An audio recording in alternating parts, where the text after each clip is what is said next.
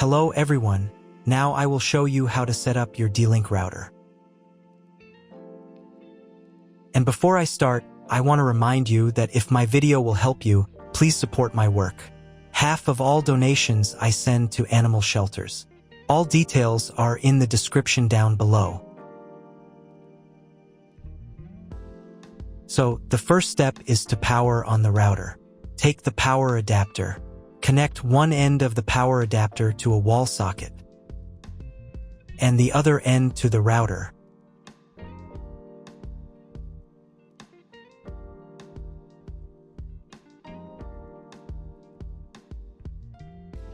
Then press the power button. Once it's on, an indicator will light up. It may take a few minutes for it to completely turn on. Next, connect the cable from your broadband provider or from your modem to a special internet port. This port is often called WAN and is usually a different color. Each cable should be inserted until it clicks into place. Now you need to reset the router back to its factory settings. Press and hold the router's reset button for 10 seconds.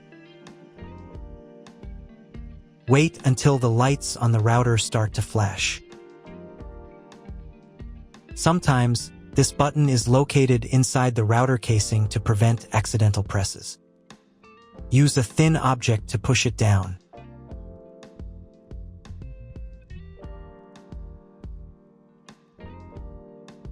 The router will restart, and all the settings will go back to their original factory settings.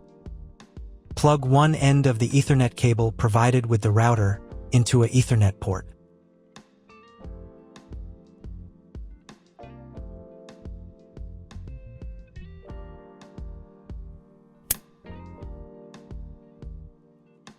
Plug the other end into your computer or laptop's Ethernet card. Please wait a few minutes for connection. Great, the router is now connected to your computer. Now you will need to set it up. But before we begin, I will demonstrate an alternative way to connect the router if you don't have an Ethernet cable or your computer doesn't have an Ethernet port. Just connect the router to the power adapter and the cable from your internet provider. This will enable Wi-Fi. If the router is new and has never been configured, the Wi-Fi network will be named as your router. Your router has a unique Wi-Fi network name and password that is printed on a label. Connect to it. Great job connecting to the router. Now let's move on to the setup process.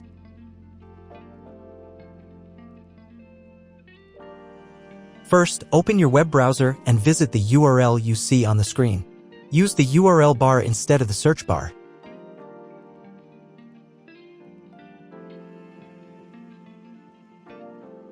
At the beginning, you will see a form with a login and password.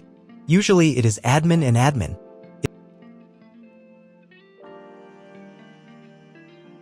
If these credentials are wrong, then find label on your router.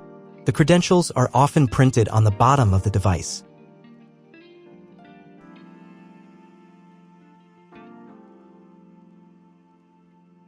If none of this works, it means that your router has already been configured and someone has changed the login and password. If you can't find out the login credentials, just reset the router to factory settings. And then log into the router's personal cabinet using the standard credentials. If your router settings do not look like mine, it means that your router has a different firmware. I made a video for every firmware type. You can find all the links in the description down below. I want to warn you right away that there are many firmware versions and they may differ slightly.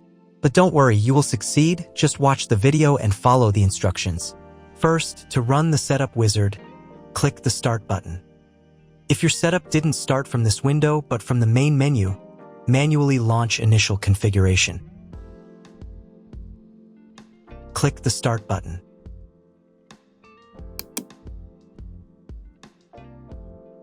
Select your language. It's better to leave it as English, since most tutorials on YouTube are in English. Click Continue. On the next page, select Connection Method. Choose wired connection.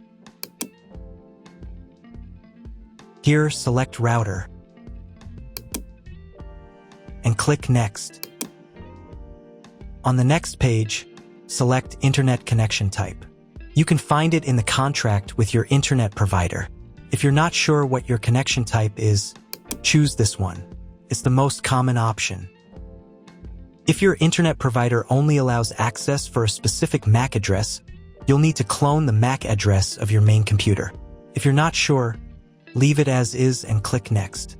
In most cases, there's no need to clone the MAC address.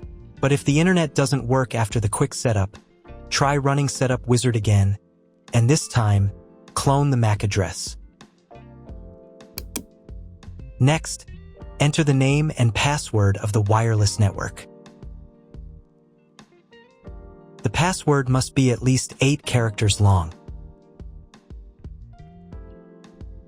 Click Next. Do the same for the 5G Wi-Fi access point if your router supports it.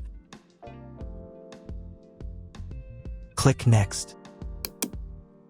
If you were connected to the router via Wi-Fi, reconnect to the network.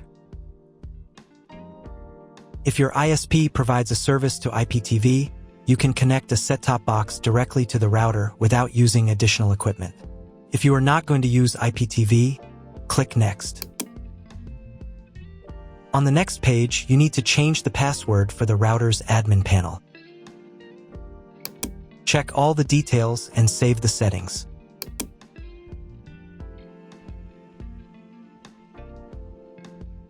Now you need to reboot the router.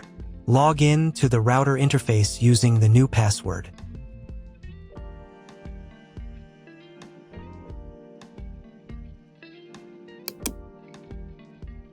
If a new firmware version is available, I recommend updating it.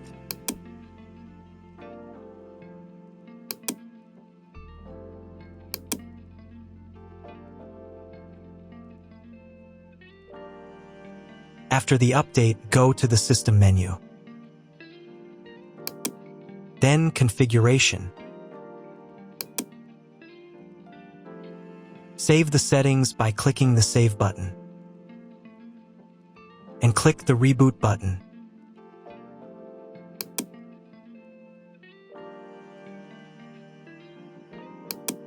Wait a few minutes for the router to fully restart. Now check if the internet is working. Just try to Google something. If there's no internet at this stage, call your internet provider. They will tell you your connection type and what other settings need to be configured. That's all. If my video was useful, please support my work. I send half of all donations to animal shelters. All the details are in the description below.